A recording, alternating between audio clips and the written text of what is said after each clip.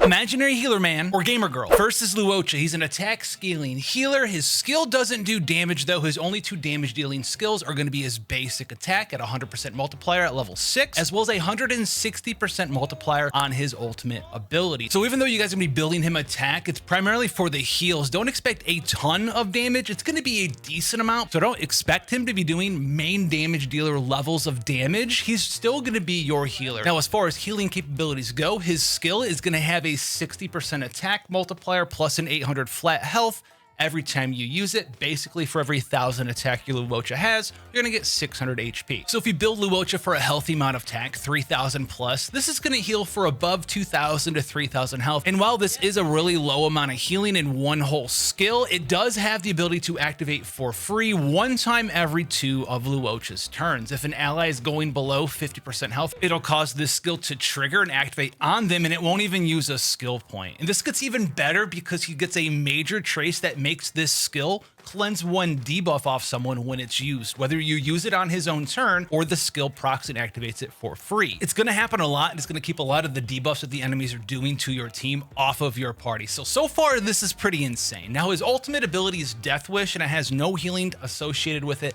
at all. It's 160% multiplier, and it's going to remove 1 buff from the targeted enemy. Now, buffs in this game, for enemies anyway, yes, there's only a few ways to remove them. This is going to be one of them. We also have the Battle Pass Hunt Light Cone, and then we also have access to Payload. And while it is good, it's a little niche. We haven't seen any endgame content where you absolutely have to have someone that removes a buff or you just like lose the battle. So if you want to have this in your back pocket for the future, it's going to be cool to have, but how worthwhile it really is or game breaking is sort of up in the air at this point. But that's not all of his healing, because both his ultimate as well as his skill, even the free version, are going to generate a flower stack for him. Now, when he gets 2 flower stacks, it's going to activate his talent and will cause him to create a field. While this field's active for those 2 turns, anytime an ally in your party attacks an enemy, it's going to heal that ally for 20% of Luocha's attack plus an additional 280. So it's about 33 to 34% of the healing value you would get from his skill. So if your skill is healing you for 3,000, then every time you attack with an ally, you're going to get a free like 1,000 healing off of just his talent alone. So as far as a healer goes, he's going to be really good, but do know this, he's not really an upfront heal everyone to full HP Barbara style from Genshin Impact or Bailu style in this game. He's a quick successive heals over time, having the emergency heal on his free activation of his skill. You can use his skill as another heal, gain access to more energy towards his ultimate, and gain stacks of Abyss Flowers to activate his field. And speaking of his field, his technique is going to allow you to engage an enemy and automatically have that field ready to go. Luocha also is going to have a passive trace that doesn't allow him to actually get one shot. He can't take more than 70% of his own max HP in a single hit. He also has 70% reduction to crowd control effects, allowing you to sort of use him as a debuff cleanser very easily, because he's going to have the ability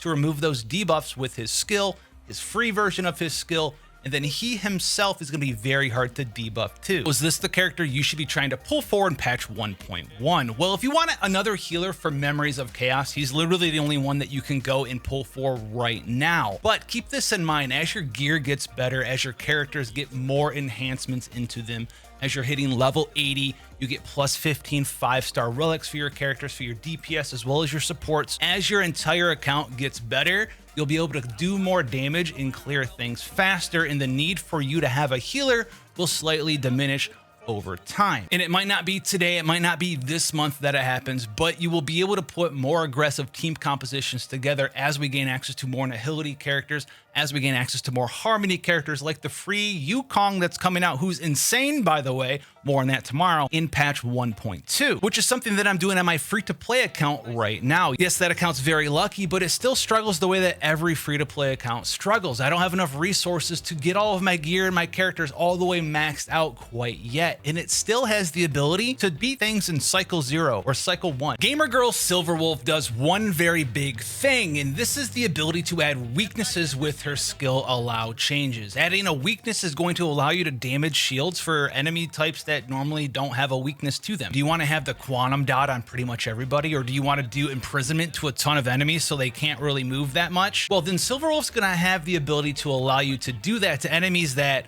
Well, the game creators at MiHoYo don't want you to do that too. She's going to allow you to be extremely flexible in the memory of chaos, more so than I would say Luocha will be, because you will always be able to put her with your best damage dealer and most aggressive team composition and have the ability to apply enemy weaknesses to that character. But not only is she going to allow you to shield break enemies that are now weak to the element, but they're going to be taking more damage to that new weakness too. And when I'm thinking long-term investment for a character, this is the kind of character I think about. Someone who can break some base mechanics in a game is definitely always worth looking into. And I can't stress how important being able to break game mechanics really is. I mean, it's always been the most OP thing I've played in any game.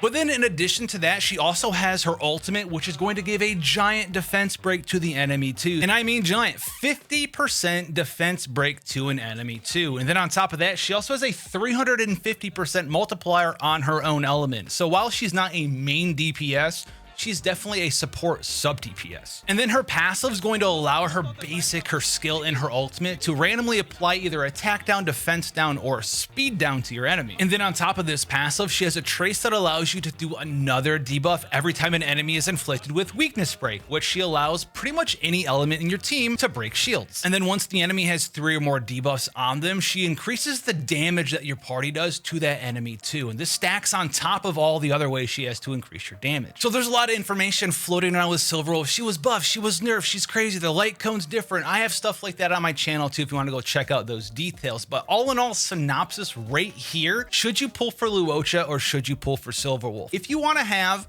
a nice secondary healer to help you out in the memories of chaos right now, someone that you might replace in the future, then go for Luocha in my opinion. However, if you see yourself as a more aggressive player, you have Sayla, you have Jing Wang, you're leveling up Asta, you're looking forward to Yukong, Brania, Pingyu, and all of these different characters are incredibly powerful and are amazingly aggressive. And if that's more your playstyle, I would go for Silver Wolf, because she's always going to allow you to take one of your super hyper carry aggressive teams and use them on one or the other side of Memories of Chaos. You can take your best geared, most invested in character and just throw them into the hardest content that you have. Whatever side of the floor is the most difficult for you, just take that character and make a Silver Wolf team, and it's going to help you out so much more in the long term. Instead of having to invest heavily into a ton of characters, you can always take your great, amazingly well-built one, use that for one side, and it's going to be less cycles used on that side, giving your weaker team an easier amount of time